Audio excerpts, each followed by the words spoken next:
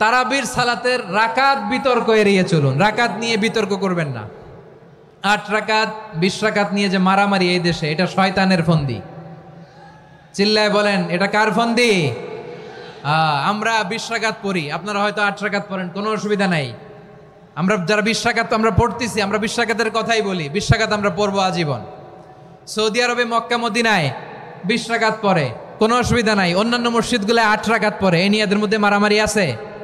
হ্যাঁ, আর এই জন্য রাকাত বিতর্ক এড়িয়ে চলবেন। প্রিয় ভাইয়েরা, আপনার আমল আল্লাহর কাছে কবুল হবে সংখ্যার বিচারে না উত্তমতার বিচারে? বলেন তো, সংখ্যার বিচারে না উত্তমতার বিচারে?